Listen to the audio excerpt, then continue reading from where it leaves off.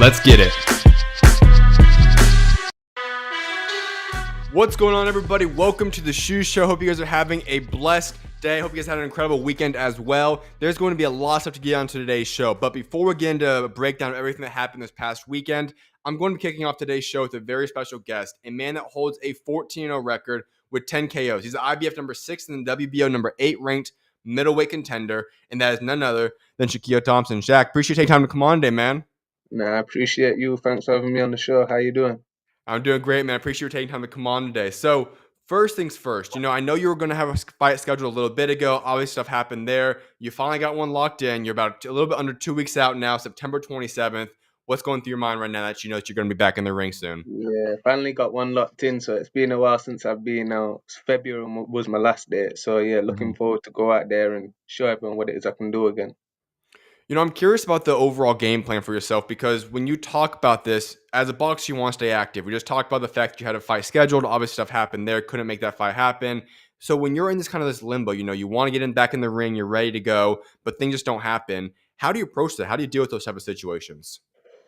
It's hard. It's hard to be honest because, like you said, as a boxer, you always want to be active. But yeah, I'm just gonna go in there, do what it is I can do, and show everyone some real boxing skills and get another knockout. I think I'm on 5 knockouts on the bounce.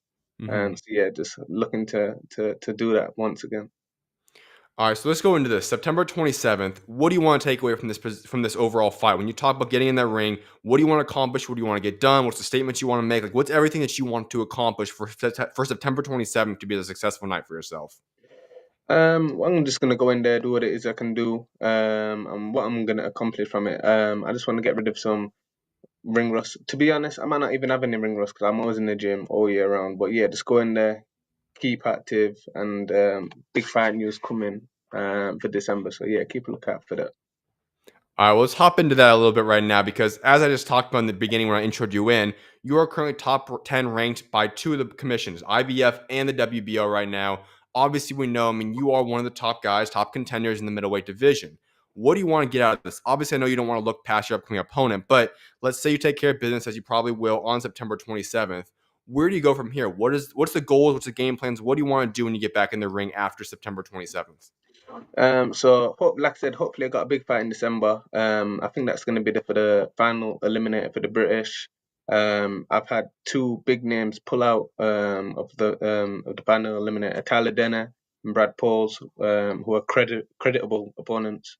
But yeah, after this February, December, get another date. And yeah, after that, like I said, my world ranking will shoot up. And hopefully, you never know, you're one call away from getting that world title shot. So yeah, just waiting. All right, so if you were to outline the next year for yourself, all the goals that you have, obviously I know some guys prefer to go the domestic route for as long as possible, defend the British title, whatever it is. You just said you want to possibly go for that world championship. When you talk about the next year game plan for yourself, what are your goals? What do you want to accomplish in terms of accolades, accomplishments, fights? Like, what do you want to get done for the next 365 days to be a successful year for yourself? For one, just stay as active as I can. 2, I'm wanting to win that British title, which I know I'm going to win. Once I've got that, you can either defend it 3 times to keep it outright, or you can move on. With me having the 2 world rankings, I'll most likely move on. Probably go down the European route and then go down the world route. So yeah, in the next year, definitely British champion. Hopefully, get the European title on the way. And you never know. With me having the 2 world rankings, you're one call away from getting that shot. So yeah, hopefully we'll get a call. All right, so let me put you in a hypothetical position. You're Yeah. going through this opportunity. You have the British Eliminator. Let's say even you win the British title. If the call comes for World Championship, do you ditch the opportunity to go for the European and just go straight for the World Championship, or what would you choose? To be honest, I'll go down whatever route my team decide me to go down. To be honest, I'm a fighter. I'll fight anyone. So if a world championship opportunity comes and the money is very very nice, we're gonna go down that route. All right. But yeah, whatever route my team decide is the best route for me to go down is what I'll go down. I trust them with all of my well beings. To be honest, so yeah. All right. So, if is this the hypothetical game plan for yourself? Then you win obviously September 27th. You go into December, hopefully get the eliminator. Then you fight for the British title in 2026, European, and then after that, try to go after World Championship. That's it, and that's it. All right. So yeah, go down them routes, and get the world title strap on the way. All right. Well, I want to ask about some domestic fights because I know there's a lot of interesting domestic fights you could make out there, whether that ends up being for the European or even just to build your name up and get you ready for a world championship. Those names include Kelly Denzel Bentley, obviously, is in the mix right now. You have Aaron McKenna is obviously in the mix. You have other good guys. And I know Aaron McKenna, you guys were scheduled a couple years ago to fight as well. But when you look at some of these guys, are any of these fights that intrigue you? Or are these fights that you would want to have happen? Or are there any guys that you really care about fighting? I'll fight any single person, to be honest. I'm not really bothered. So whatever name comes up in the mix, I'll fight him. Denzel Bentley's one above me in the British ranking. I'll fight him. Aaron McKenna, like you said, he's one. I'll fight him. So whoever comes in the mix and whatever opportunity sort of makes sense, I'll go down that route. I'm not really bothered who it is, where Okay. it is, or what time it's at. Let's get it cracking. So would you say you more so prefer the overall the belts, the accolades, as opposed to the names, or are there really just an opportunity where you say, okay, if you have the belt, if you have the ranking, that's all I'm really caring about? Yeah, if it makes sense and the opportunity is the route that me and my team want to go down, I'm gonna do it. I'm gonna do it. If they've got a higher ranking than me and it's gonna benefit me in my career in a better way, yeah, it's definitely something I'm wanting to do because I'm wanting to climb the ladder as much as they are. So, yeah, Right. All right. Well, I have a couple other things I want to ask about future game plans for yourself. Obviously, beyond middleweight, we know it's an interesting weight class right now. There's been a lot of stagnant stuff going on, especially with the champions right now. Obviously, we have yeah. Janet Adames. I think everybody's just been wondering why wouldn't they just make the unification happen? But you have those two guys. Then you have Laura, who's obviously older, getting a little bit past his prime in that aspect. Is there one of these champions when you look at the overall over year? I know you talked about that kind of game plan earlier. When you get to that position, you're ready for a world championship. Is there one of those guys that you're kind of angling for that you would prefer to go out there and fight? Any single one of them. Any All right. one of them. Yeah. And there's no sort of, I want to fight him because it's easy. I want to fight him. I want to fight any one of them. Hannibek's got the most belts, I believe. He's got two of the Correct. world championships. So Yep. let's go down with him. Do you know what I mean? If I got a world title shot with him, then it's a unification fight, I believe. Or so yeah, whatever, any one of them, whoever's got a world title shot, they're the people I'm chasing. All right. I want to ask about Janet Beck because now I don't know if this is true or not, but I saw rumors circulating. I think it was back in about March's time span that you guys were in negotiations to some extent, at least to fight him. Is that Yeah. accurate? It was accurate, yeah. So we Okay. did get an opportunity to fight him, but the money situation, yeah, the money situation wasn't well. Really wasn't well. And I'm actually hearing that the person who did fight Hannibek, is hasn't been paid, Correct. and that's the only thing. That's the only thing. Reason we was reluctant to taking the fight is because was we gonna get paid? And we're right. The person who did fight Hannibek has not been paid. Hmm. So yeah, I have a great team behind me. All right. So, what do you think is going on 160? Because I talked about a few seconds ago. I feel like this is a weight class that if we were just matchmaking, it makes so much sense. Have Adames, have Janabek go out and unify. They've been champions. Just go out there and unify. It's not happening. They go back and forth constantly on X. They just don't make it happen. From your overall, the boxing business aspect. What do you think is going on right there, and why won't they make this unification happen? Well, honestly, I don't know. Whether it's the promotion side of things or what, I have no idea. I don't know what's making the champions not fight each other. Why everything's so stagnant at the minute. Right. Whether they're avoiding each other, whether it's the money situation, or whether it's just simply down to the promotional side.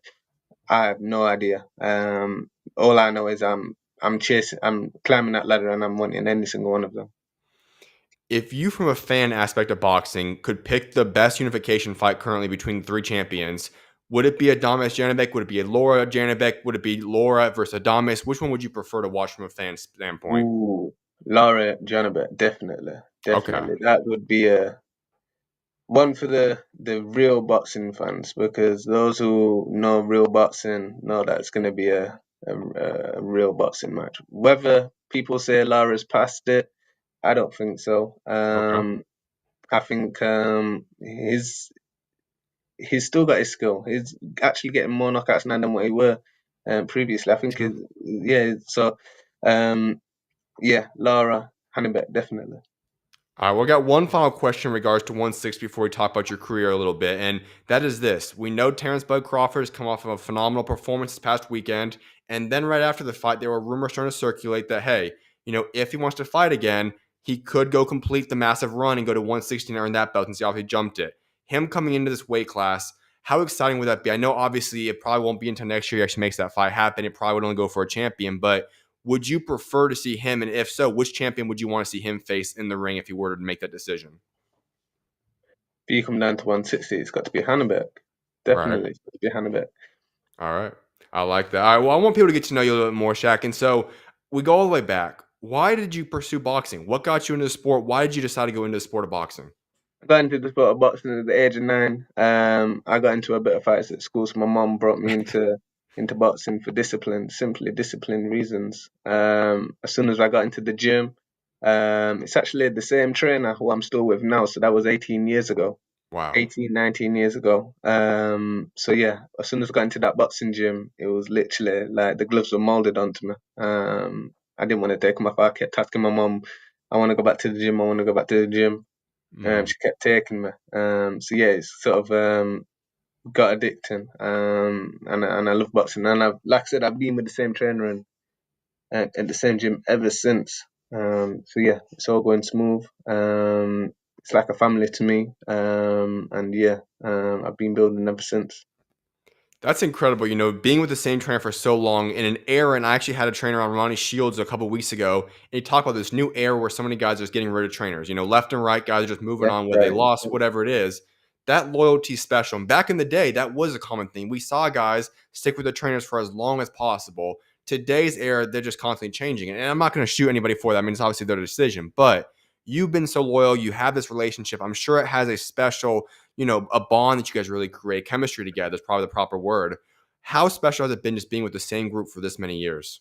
Yeah, like you said, it builds a different kind of chemistry. My Mhm. trainer knows me inside and out. I'm like his son. He's like my dad.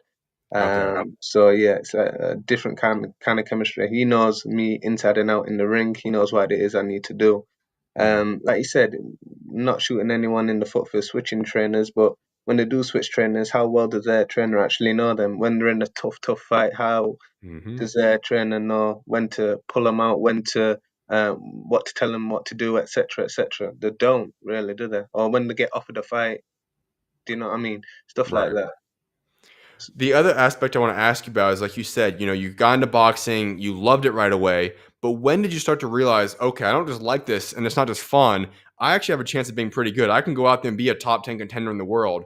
When did you realize you actually have a future in this sport? So my first fight, it was a skills bout. I actually stopped it, which no one stops skills bouts. Hmm. Skills bouts always end up in both of you win, but the referee the referee pulled it. And after that, everyone was like, "Yeah, you're a dark horse. You can be something special in this." Um, and then early on in my career, I was probably about 8 fights in. I was beating people with 30 odd fights, 40 odd fights, who had 4 times more experience than me.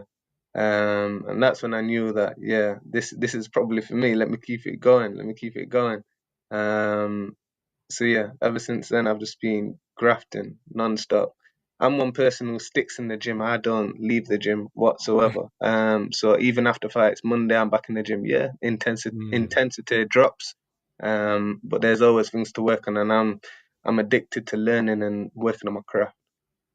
I love that because there are a lot of guys. Once again, it's up to each guy. Everybody knows their bodies differently, but some guys will say, "Okay, once a fight's done, I'm gonna make sure I'm taking off X amount of time. I'm gonna get out of shape. Gonna add Yeah, quite a few pounds on." Obviously, for yourself, like you said, you want to get right back into the ring. That's not necessarily. I'm sure you take vacations here and there, but still, overall, it's pretty much always work mindset. You're always staying ready, so you don't have to get ready. Why is it the game plan exactly. you chose? Why do you want to go that route? I want to go down that route because I think people who say that they want to take 2 weeks off, 3 weeks off, some people even take the months off. Yep. I think it's just an excuse, to be honest, just to have some downtime. You can have downtime and lower the intensity. That's what I do. You can never ever learn too much in what you're doing. And after a fight, you're still sharp, you're still mentally there. And that's when you're gonna learn the most. Keep your body right, keep your mind right. It's something I believe in. All right, so you just talked about the lower the intensity aspect. I want to ask you exactly what that means. Elaborate on that because I know a lot of my audience listening right now, they may not be familiar with that. So when you say you talk about lowering your intensity in your workouts, what exactly does that mean? How does that actually translate to your workouts? So, for example, right now we'll probably do hit the bags for 12, 15 rounds. After the fight, you can drop that down to 6, 8, slower Got it. the intensity. You'll probably be throwing certain amount of punches per round, just lower the intensity. Okay. When you're doing S&C, you'll probably be pumping all these big heavy weights, just lower it. That's what I Gotcha. mean by lower the intensity. Running wise, you'll probably be running up the hills all these miles, lower it. Sprint wise, you probably don't even need to do sprints. That's what I mean by lower the intensity. But one thing you can always do is learn. You can always go in the gym, shadow box, and work on things, especially from your last fight. Watch it, write down some notes on what it is you could have done better, and work on it in the gym. Absolutely. All right, well, I got another question for you, Shaq, and that is the nickname Dr. Steel. How'd that Yeah. come to be? Why'd you get the nickname? Give us a story behind that. So it was actually before my pro debut. Was everyone was like, what should your name be? What should your name be? And then Hmm. they said Doctor Steel. I'm from Sheffield, so that it's known for steel. Right. And I'm a very smart boxer in the ring. I like to use my brain. That's what doctors do. Hmm. So someone come with the name Doctor Steel. So yeah, just gone with that ever since. I love it. All right, so you turn pro. 2018 is the exact year you do that. You're 21 years old at that point in time. If I were to say, hey, Shaq, by the time you're in 2025, September 15th of it, you'll be 14-0, 10 KOs, top 10 ranked, two of the bodies. Would you be surprised? Has this gone according to plan? Less than you expected? What would you say? How would you kind of grade out your career to this point in time? Yeah, I feel like it's gone as I expected it to go. I'm one person that believes in myself fully. So I've always known that I'm gonna go where I'm going at the minute. And there's so much more to go. There's a lot of the fans and the boxing world have not seen. I've not shown more than 50% in that ring, 30% in that ring. There's so much more that everyone's gonna see, and then as my opponents get tougher, is when they're gonna see it. Hmm. Last September, I fought someone called River Wilson Bent. Right. Everyone was saying that, oh, it's a bit too soon. It's a bit too soon. I'm gonna lose. If everyone watches that fight, they can see what happened. When the opposition steps up, I'll step up. All right, so I want to ask you about that mindset then, because like you just said, you've only shown a limited portion of what you are capable of. Is that intentionally when you go in the ring? Do you say, "I'm not. I don't want people to know what I'm capable of. I'm just going to do enough to get through this fight," or is it just saying you have so much more to learn? What exactly is there in the future that we can expect to see from you? No, it's not even I've got some. Well, you've always got so much to learn. It's just that the level of my opposition, the better opposition I fight, is the better I fight, and it's always been that way since the amateurs. Where whenever I'm on, I've got pressure on me. I always show out way more. If I'm sparring someone better, I've sparred world champions, Billy Joe Saunders, Kell Brook. I've sparred plenty of, done loads of rounds of those. Whenever I'm sparring someone better, I spar better. Whenever I'm fighting someone better, I fight better. So Mhm. yeah, I just can't wait for the opposition to step up so everyone can see what I can really do. All right, so I have to ask you then. We already talked about this a little bit ago. The champion's currently in place. I know you have a game plan, all these different things. You have to build yourself up properly. Do you personally believe that right now you are ready to go out there and fight any one of the three world champions? Definitely. I believe in Okay. myself fully. And yeah, let's bring it on. Let's bring it on. The Hannibet fight was there in March. We didn't Hmm. say no. Like that's one thing. We did not say no. We said yes. We just wanted to know what was happening with the money side of things, which my manager and my team had suspicions on. And it's a good job they did because like I said, the person who fought Hannibek on that April date has not been paid. Yep. Absolutely. All right. Well, I want to go back to last year. One of the last questions I have for you actually is this one. And you go to 2024. You claim the IBF European, the WBO Global Middleweight titles. That had to be a surreal moment for yourself to finally get one of those get a title, get those belts. That'd be a massive moment for yourself. What did that night mean to you? That night meant so much to me. It meant so much. I always wanted to get my first professional straps, and in one night I got two. Not only that, I got two world rankings at the same time. Yep. So it meant so much. I got the world rankings now. My name's out there.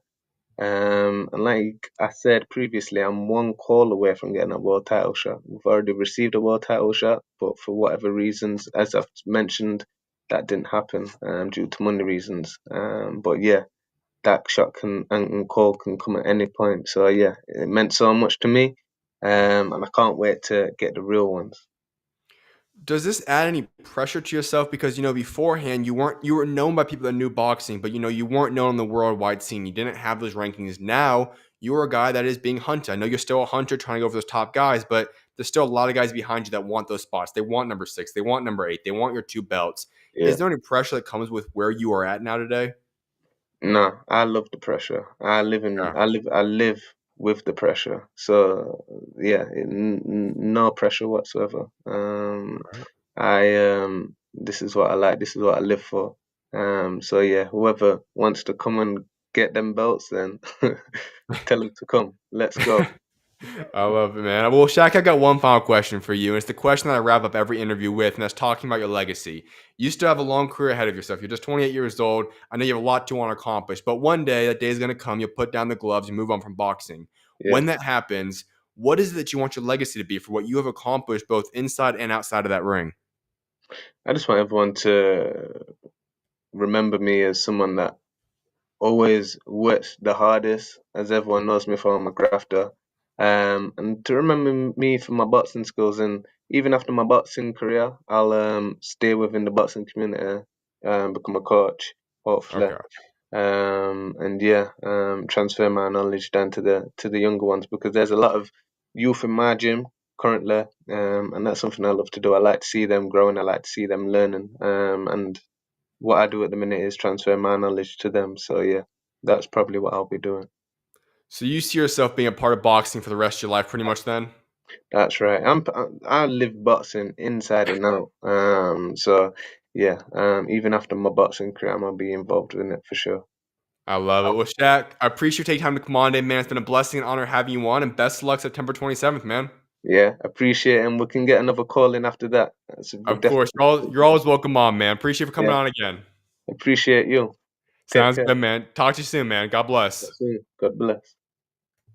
I appreciate you guys all for tuning in to that interview. I will have that clipped up, edited out, and then posted up on my YouTube channel right when the show's done. Now, I will have a basketball show, so it might be actually a little bit later, but I'll get that out very shortly for you guys.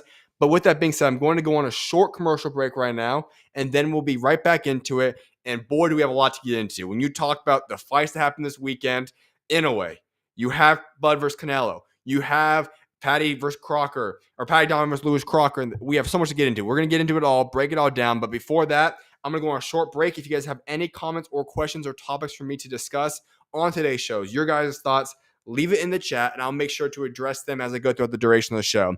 I will see you guys back very shortly. May God bless you guys, and I will see you shortly.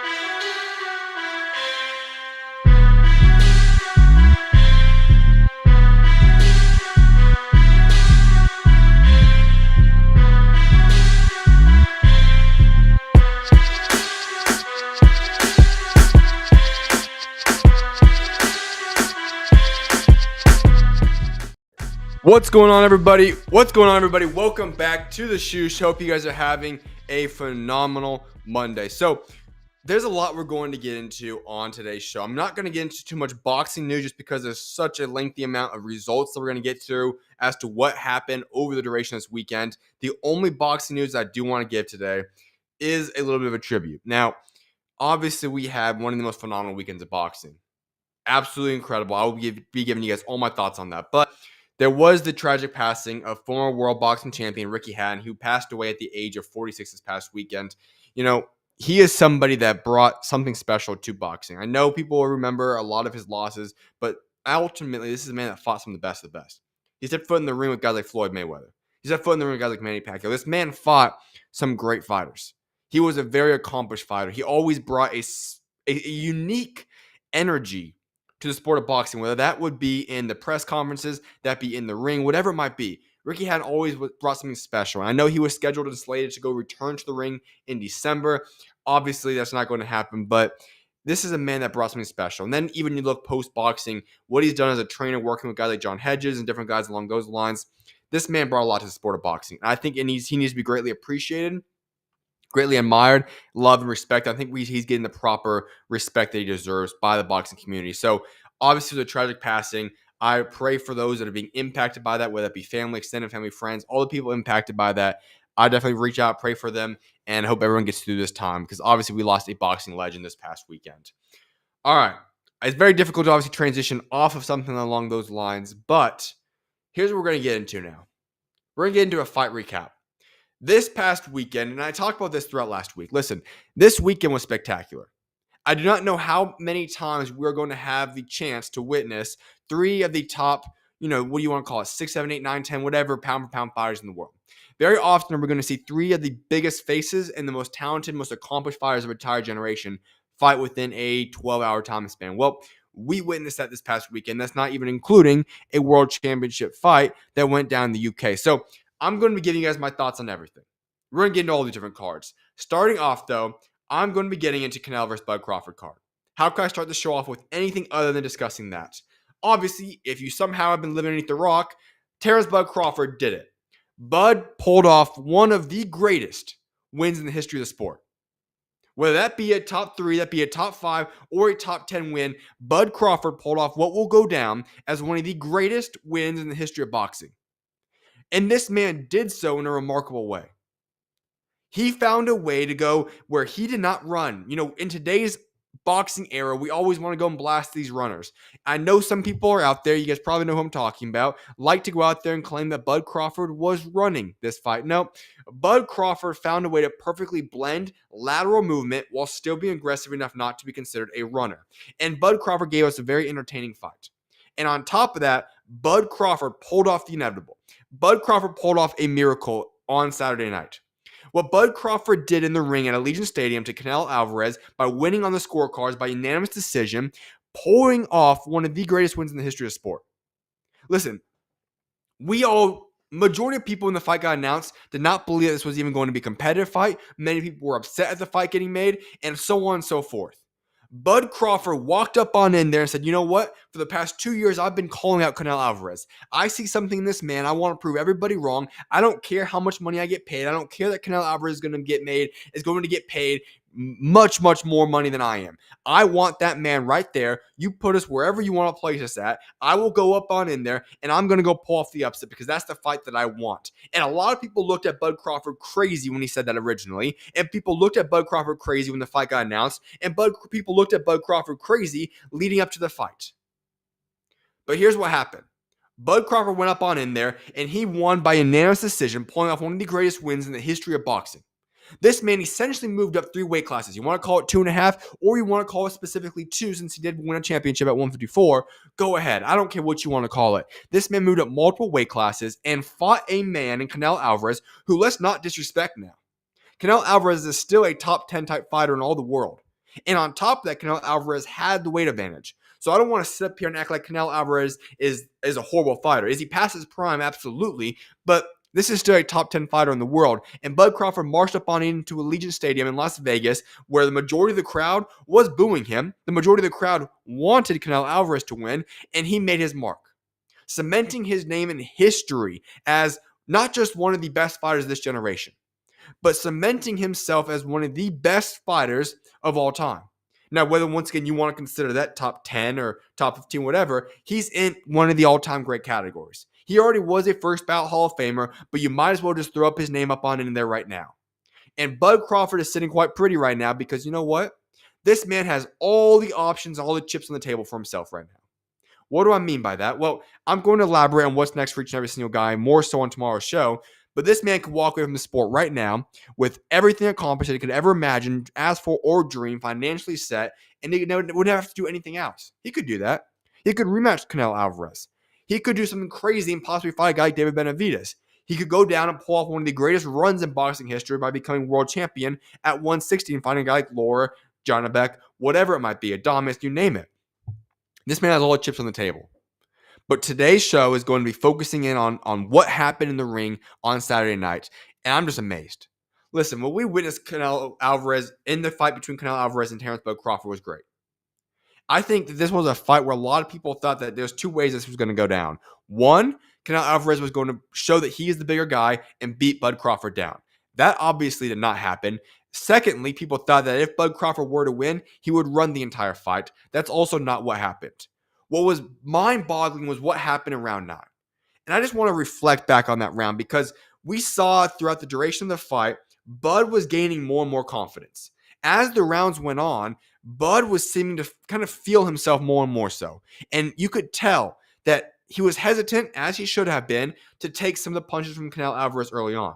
He didn't know what to expect. Obviously, he knows the psychological aspect of, hey, Canelo's bigger than me. He's a 168 man. Obviously, who knows what he's weighing in when what he's actually weighing in at the fight night. But this is a bigger man than me. What am I going to do? Does these punches hurt? And you could just see the confidence, the swagger of Bud grow round by round, all the way up until round 9, which is what was one of the most baffling moments I don't think anybody saw. When Bud Crawford walked up into that and met Canelo Alvarez, and they went after it. One of the greatest sequences we've seen simply because of this.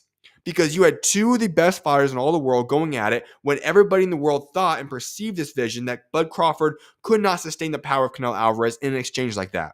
Most people knew that moment was going to happen at some point in the fight, but most people expected Bud Crawford to be laying out on the ground.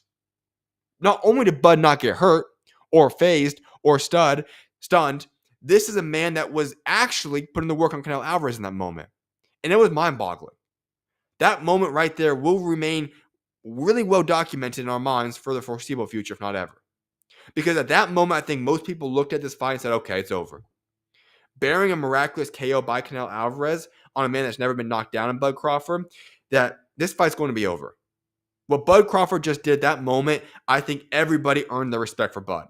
Because they knew that this man was not just going to run around and screw around the entire fight. This man was going to be able to stay in the pocket, exchange with Canelo Alvarez, and show that he can take Canelo's power, and at the same time, he can dish out even more power to Canelo Alvarez.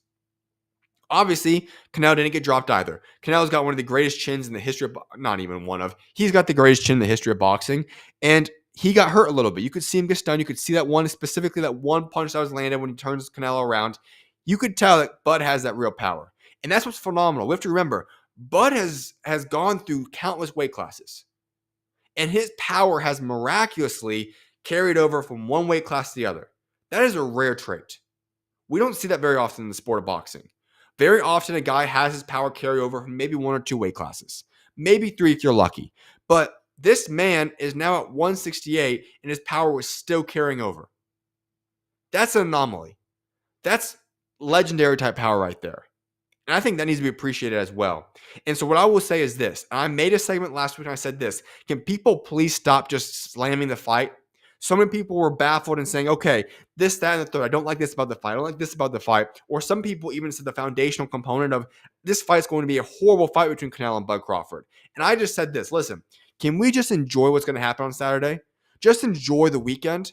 Why? Because who knows what happens. This is boxing. You get Canelo versus Bud Crawford, 2 of the greatest of this generation going after it. Just enjoy the weekend. And I hope everybody enjoyed that. Because what we witnessed this past weekend was a legendary fight between 2 guys. And I want to make sure I give the proper hats off to both guys. I think I've given Bud his due justice right now, and I've given him his hats off for what he has accomplished, solidifying himself as an all-time great. But let's give props to Canelo Alvarez. Like, seriously, Canelo didn't need to take this fight. Now, I know the man walked away with 150 million or more. I don't know what it was. It was probably over that, but he walked away with a bag, like bigger than a bag. He got paid well. But can we give props to this man? Canelo Alvarez has fought some of the best of the best. And I can already hear it. People are probably hearing those words come out of my mouth and will say this. What about David Benavidez? What about him? Yeah, I want to see the fight. Of course I do. But if I'm Canelo Alvarez, you fought some of the best of the best. You just fought Terence Bud Crawford. You fought Triple G. You have fought Floyd Mayweather. Do I need to continue this list? He has fought some of the best of the best. He has done his job, and however he wants to end his career, he can end his career. But this man gave us what boxing needed this weekend. He agreed to a fight they did not need to take. Everybody knew it, that if he beat up on Bud Crawford in the ring, people were not going to give him the credit he probably deserved in the ring. Yet he took the fight anyways. And we had one of the biggest gates in the history of boxing. We had over 70,000, whatever it was, people attending this fight. This was a phenomenal weekend for boxing, and Canelo was a part of that. He's a big reason why this all happened. So can we give the props that Canelo deserves? I get it's fun to disrespect and to go after Canelo Alvarez. But let's give props where credit is due here. All right. As I said, throughout this week, I'll be probably discussing Canelo versus Bud in multiple different facets at different points throughout the show. But that's the breakdown of what happened in the ring that night, in my eyes at least. Let's go to what should have been. And I said this from the time the fight got announced. The Callum Walsh-Fernando Vargas Jr. fight should not have been co-main event. I get why it happened because the Callum Walsh with Dana White, blah, blah. It was not a good fight. And just to give you guys a quick result, Callum Walsh defeated Fernando Vargas Jr. by unanimous decision, 99-91 on two of them, 190 on the other one. I'll give the rest of the results momentarily. Not a good fight. It was never going to be a good fight. It was never going to be an entertaining fight. And that was not supposed to be the co-main event. If you would have had that fourth up or whatever, fine. But that should not have been that. But that's beside the point. Let's go to the fight that should have been co-main event. Christian Mbilli, Lester Martinez declared a split decision draw, 97-93 Martinez, 96-94 Mbilli, 95-95, giving us the result of a draw. All right. What a fight.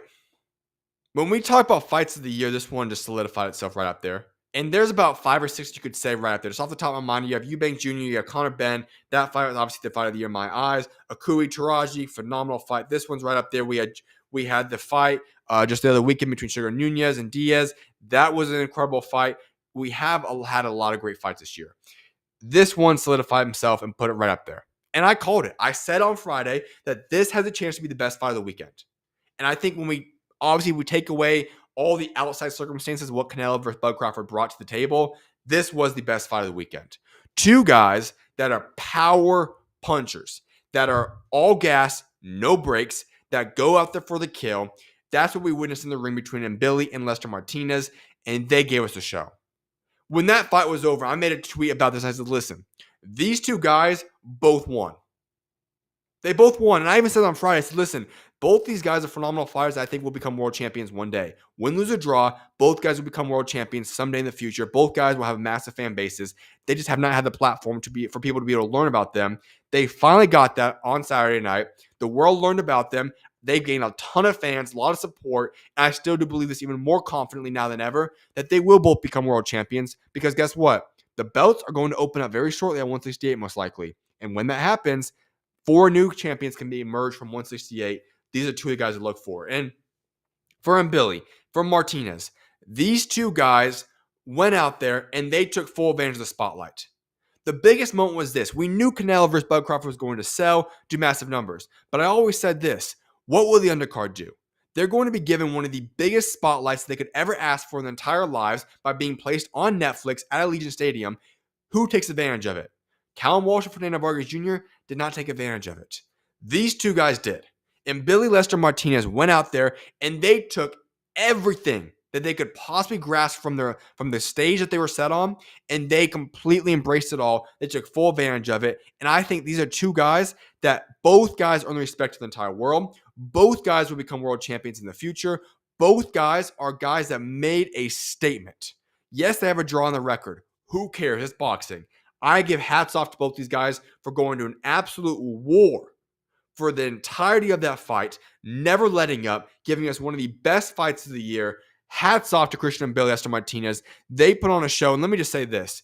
I mean, I get it. We don't know what's going to happen at 168, and Mbilli could be promoted to world champion fully if Bud Crawford vacates his belts. That's just a hypothetical position there, so if that happens.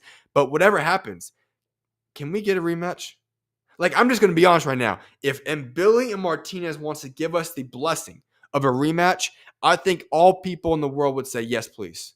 In fact, you could even make this a main event now, and that would be one heck of a main event. So I would love to see these guys run it back. I know there's a business side of boxing, and if all the belts open up at 168, these guys could go anywhere they want, and Mbilli would be promoted to full champion. Martinez would have 3 of the belts to go after, so it might make more sense not to do the rematch yet, but maybe unification down the line. Whatever it is, I would love to see these 2 guys go back in the ring and fight again. That was phenomenal.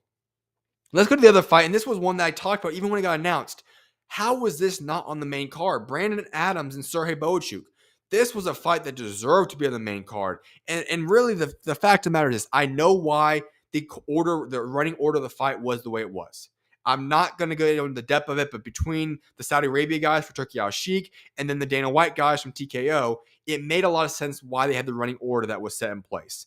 That being said, Brandon Adams, Serhii Bohachuk should have been on the main card. It should have been third up after Mbilli versus Lester Martinez, which should have been co-main event. That's the order it should have been. It is what it is, though. 156-pound catchweight fight between Brandon Adams and Serhii Bohachuk. Absolutely phenomenal fight. Now, what I will say is this. For Serhii Bohachuk, the results probably baffle a lot of people. In boxing, listen, styles make fights. I don't know how many times I can make this clear. Styles make fights. And you better know when scheduling a fight the opponent's style. And Serhii Bohachuk should have already known Brandon Adams' style. They already fought. The first loss of Bohachuk's entire career came at the hands of Brandon Adams.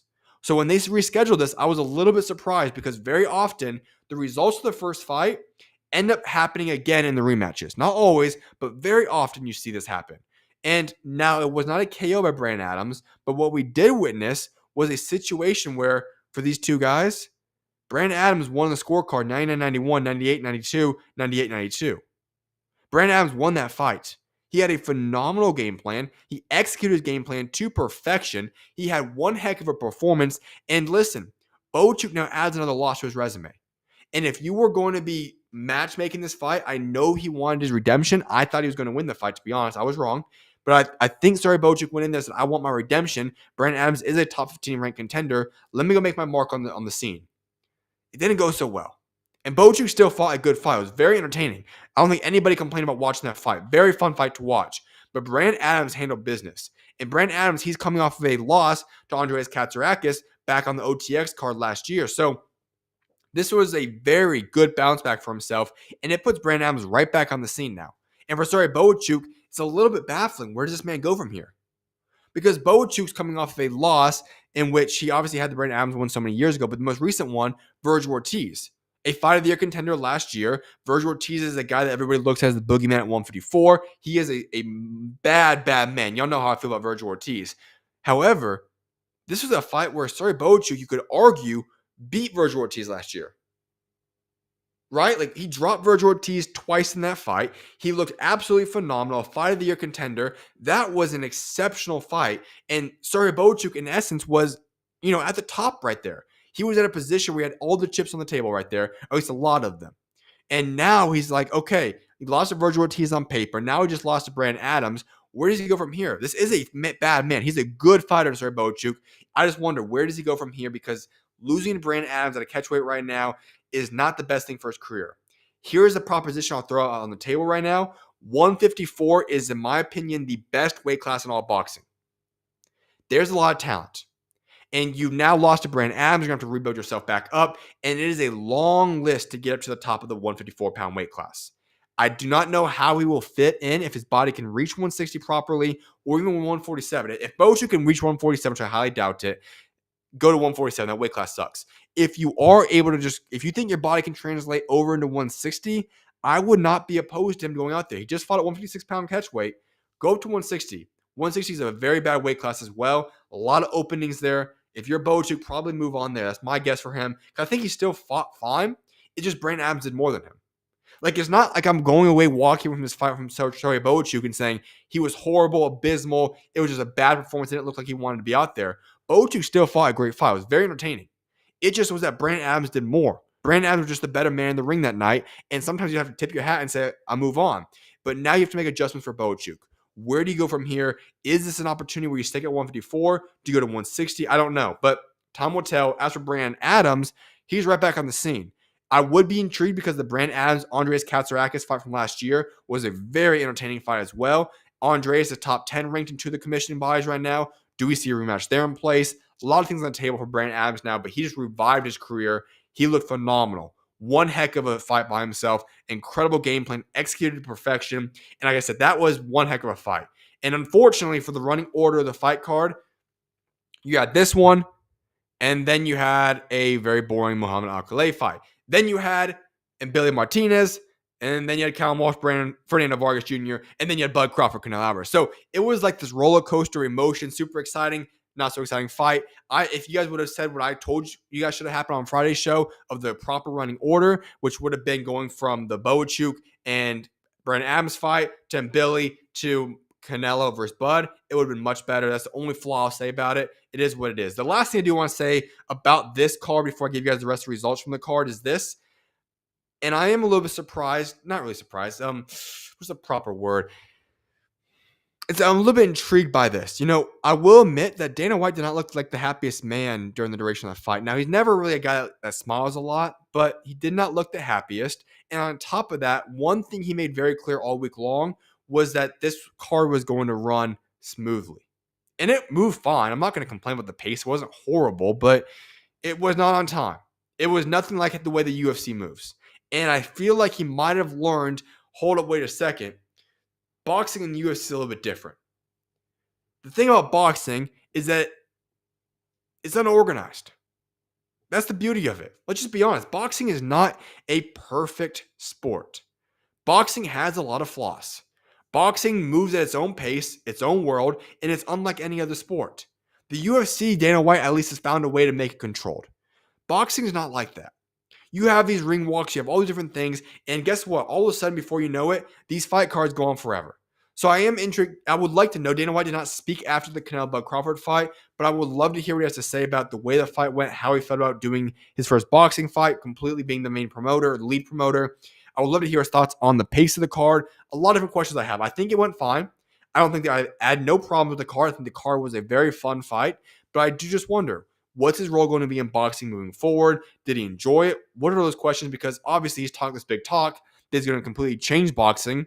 And in my eyes, there wasn't much different. Obviously, it was a phenomenal fight card, one of the best of the year, but it wasn't much differently ran than any other card. So just something to throw out there. I'm intrigued to see what Dana White has to say about that. Other results, as I said, Callum Walsh defeated Fernando Vargas Jr. in an absolute snooze fest, 99-91 on two of the scorecards, 190 on the other one. Fine scorecards there. Muhammad Akhmadaliev defeated Travis Crawford, unanimous decision. Not a good fun fight either.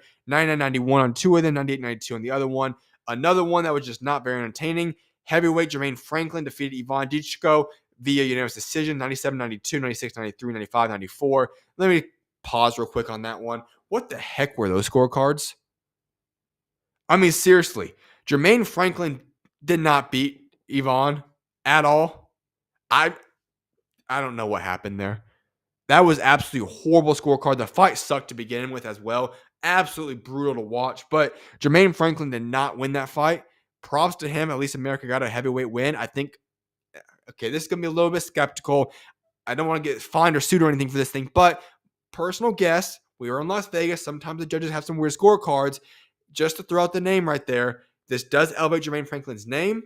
Do not be shocked to see Jermaine Franklin go on to fight Mosey Toma on December 13th. Just going to throw it out there. Keep your eyes on it. I don't think Mosey Toma is going to fight a big-name guy. Jermaine Franklin's kind of a fringe dude. I think Mosey Toma will put an absolute slaughter fest on him, defeating him within 2 or 3 rounds. But keep your eye on that. I think that Jermaine Franklin will be setting himself up to fight Mosey Toma December 13th. Just keep your eyes on that. Then Rito Satsumi defeated Javier Martinez via first-round TKO. Very interesting fighter right there. I'm very intrigued by Satsumi. I think he's a fun fighter. Sultan Al Muhammad, he defeated Martin Carbolo via unanimous decision. Reiko Santana defeated Steven Nelson. This one was surprising. In the first round, I don't know what happened there. I don't know how Steven Nelson found a way to lose that fight, let alone the first round. This is a man that has had a great career. He looked phenomenal against Diego Pacheco. Very entertaining fight. And then whatever happened in the first round, anything can happen in boxing. Still shocked by that. It was a controversial stoppage, but still just shocked by the results. I did not see that happening at all. That was one of the biggest shockers of the weekend, to be honest. And then Marco Verde defeated Marcos Osorio Bendicote in the fourth round TKO. That one, my goodness.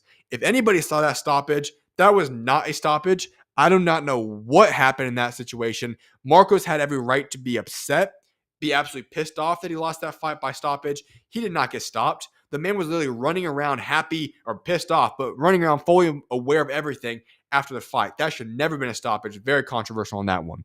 So those are the results of Canelo versus Bud Crawford. Now, I'm going to go on about 2-minute break, and then we're going to get right back into it to break down the rest of this card. I'll see you guys momentarily. God bless you guys.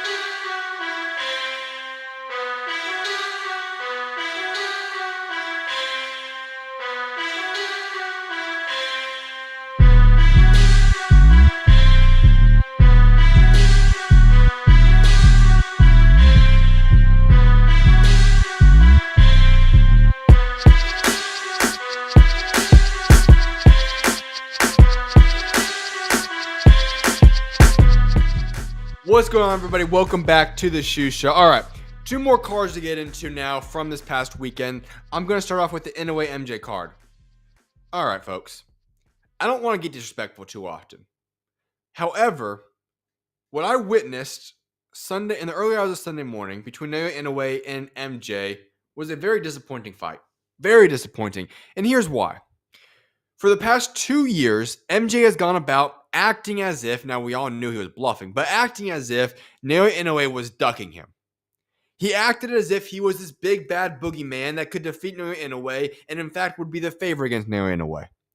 And he wasn't the only man. His promoter Eddie Hearn also thought the same way and so on and so forth. And there was this whole massive group of people in the world that thought Inoue, of all people, they thought the monster was ducking MJ. Well, anybody that knows boxing knew that was not a fact right there. That was actually a fabricated lie, and we witnessed that on Sunday morning.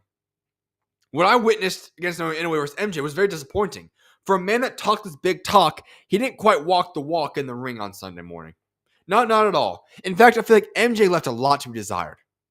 He got absolutely ransacked in the scorecards. 117, 111, 118, 110 on the other 2 scorecards. Inoue put on a masterclass on him, ran circles around the man. He maybe won 1 or 2 rounds of my scorecards. Maybe. And those are debatable in and of themselves. Did you guys see the way he looked after the fight? Inoue looked just fine. MJ not so much. Absolute masterclass by Naoya Inoue. This was not the big bad boogeyman. In fact, Ramon Cardenas was a little bit more impressive than MJ was. You know, we've seen a lot of guys actually be more impressive in the ring against Inoue than what MJ was.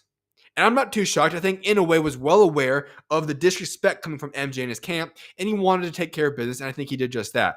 No, he did not get the stoppage win, but he took care of business. And what I will say is this. If you want to talk a big talk, go out into that ring and back it up. I'm not a big talking guy.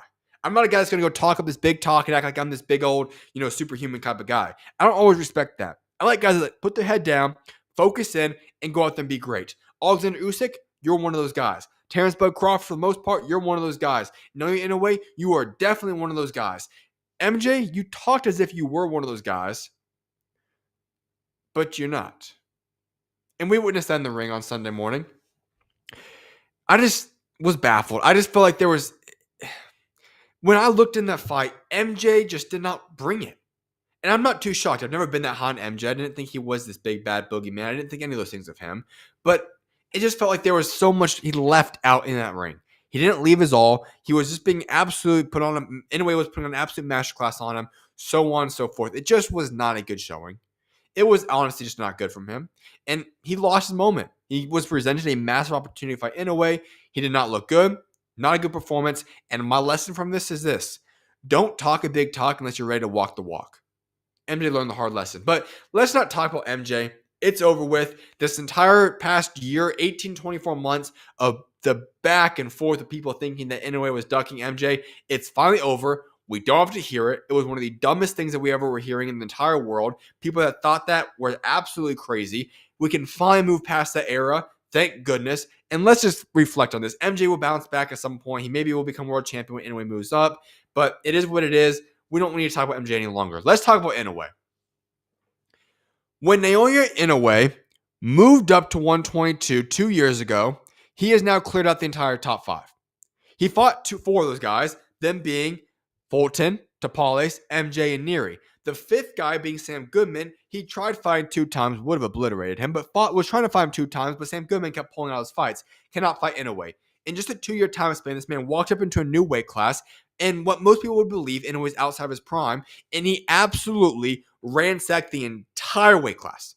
Put his mark on it, became an all-time great at 122, just cleaned out the entire division, put on an absolute show, and this is why we need to respect this man. Naoya Inoue is one of the best fighters of this generation. This man has solidified himself amongst the all-time greats. This man is a first-bout Hall of Famer, and I think we need to respect Naoya Inoue.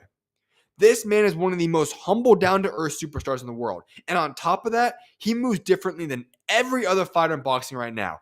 This man stays active. Every time before he steps foot in a ring, he already has his next fight lined up. This man wants to fight 3 to 4 times every single year. He goes out there and he dominates each and every single time. Never slips up. Always tries to put on an entertaining performance by his part. And on top of that, for Naoya Inoue, this is a man that always wants to try to find the best of the best. Sure, sometimes it doesn't go according to plan, but he always tries to fight the best of the best. And now he's got a fight against Alan Biscasio coming up soon. Great. We'll see that happen. And then possibly have the big old Junto Nakatani fight. Great. But the point is this. We need to give Inoue his flowers while he's still here. This man will fight anybody. At any time, any place. He stays active. He is a humble, down-to-earth guy. He has no issues outside of the ring. He's a stand-up man. And this man is hard just not to root for. And when you talk about this generation, the Bud, Usyk, Canelo obviously could throw in there. Inoue, these are the face of this generation. And this man still has a lot to accomplish in his career. But it is time just to give our flowers to Naoya Inoue.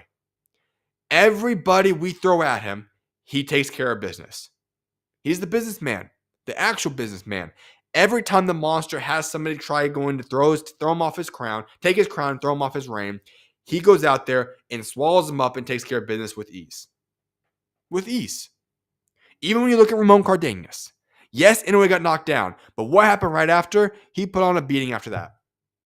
This man always gives us his best. He's always entertaining. He is a fun fighter, but he's one heck of a fighter. And he just deserves the flowers, folks. It is time that we give our hats off to this man, give him his flowers, thank him for being who he is. In a boxing era where guys just don't want to fight a lot, he's not like that.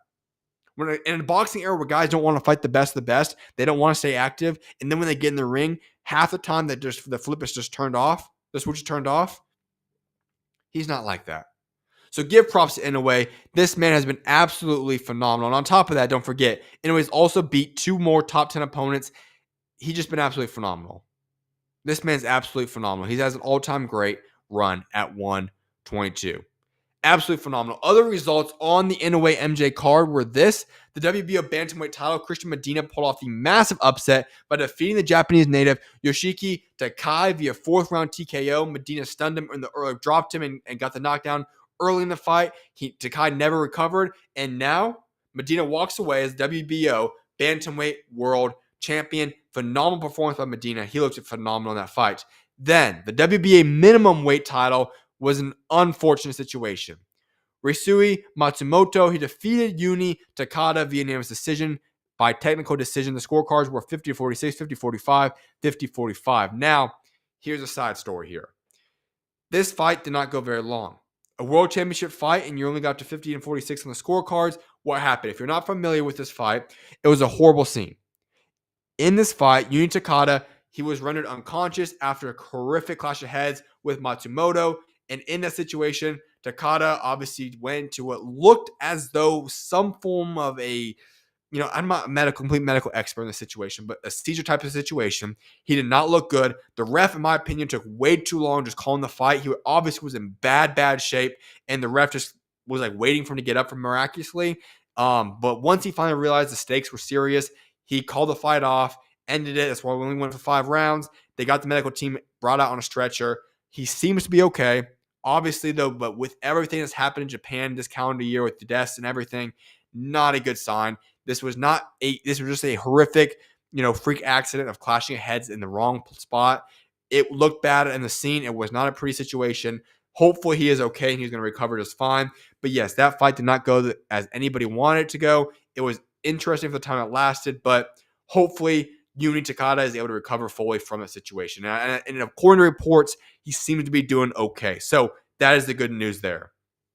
The last thing for today's show, and also if you guys have any topics you guys want me to discuss or you have any thoughts or opinions, leave it in the chat and I'll make sure for those comments to pop up on the screen so you guys can have your guys' screen on the show and I will address them as well. So make sure to keep the chat active. So last thing on today's show I want to get into though is in regards to the Crocker versus Donovan 2 card. If you're not aware, I was wrong. Listen, I'll admit when I'm wrong. This one is a little bit baffling because I still think Paddy Donovan. No, I don't think. Paddy Donovan did win that fight. Now, on paper, he did not win it, but Paddy Donovan should have won that fight. However, I said Paddy Donovan was going to go out there and put on a masterclass on Lewis Crocker. That's what I said. I told everybody, unless Lewis Crocker makes a massive game plan, Paddy Donovan is going to absolutely annihilate him as long as he can stay and fight a clean fight. That part, I was definitely wrong in. Listen, Lewis Crocker, he defeats Paddy Donovan by split decision to win the IBF welterweight world title. The scorecards read this: 115-111, 114-112, 114-113. That means it's a repeat for Lewis Crocker, who's now 2-0 against Paddy Donovan, and he only won a handful of rounds in these 2 fights. Absolutely interesting scorecards. I don't know how Lewis Crocker could have won that fight. I had Paddy Donovan winning it. He won that fight. But what I will say is this: give credit where credit is due. Did Lewis Crocker win that fight? No. But did he make massive, seismic changes to the way he fought that fight? Without a doubt. Billy Nelson deserves a ton of credit for what he did with Lewis Crocker. Lewis Crocker deserves a ton of credit for listening to Billy Nelson and getting himself in the position he was in. Lewis Crocker fought a beautiful fight overall. He fought to the best of his ability. He had the 2 brilliant knockdowns, which I think ultimately led to him winning the fight. Now, did he win many more rounds outside of those 2 knockdowns? That's to be determined. Obviously, the judges viewed it as that. I did not view it as that. But it is what it is. Lewis Crocker is the new IBF world champion. Very interesting situation right there. As I said, I had Paddy Donovan winning the fight. I don't know where Paddy Donovan goes from here because, listen, you're not going to get a trilogy most likely. Paddy Donovan, you should be 2-0. You won more rounds in my eyes than Lewis Crocker has over the past 2 fights. It is what it is. Lewis Crocker does deserve credit, though. He is world champion. Massive props to him. One heck of a fight. One heck of a game plan. They won it. Now, here's the interesting title on the line.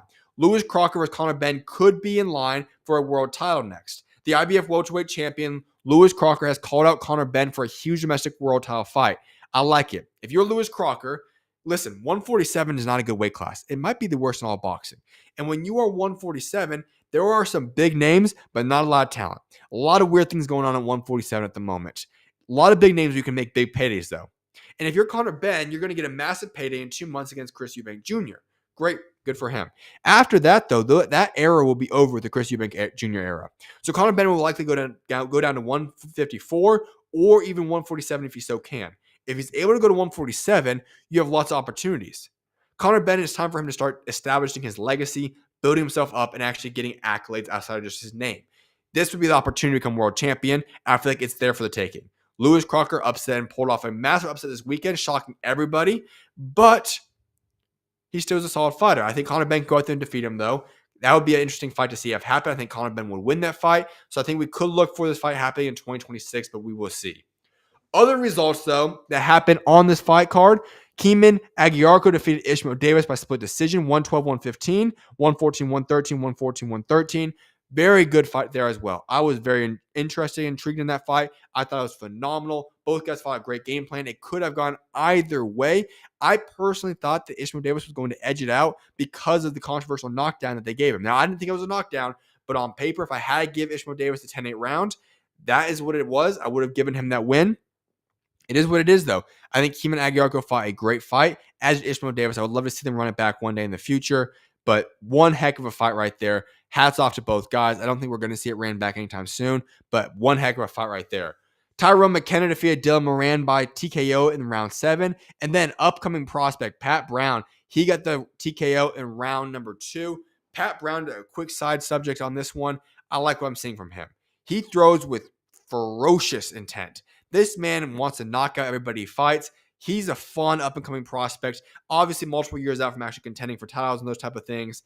But I do like Pat Brown a lot. I think he's going to be a problem for the future. He's something to definitely keep an eye on. I like him more and more so every time I watch him. So that's what we've got in store on today's show. I hope you guys all enjoyed today's show. Obviously, we had the great interview. I'll have that clipped up, edited out very shortly. I just want to go through all the fights that happened this weekend because, boy, was it a stacked weekend. So tomorrow, I'll be still talking about a lot of these fights that happened, what's next for some of these guys, so on and so forth. But with that being said, I appreciate each and every single one of you guys for tuning in today's show.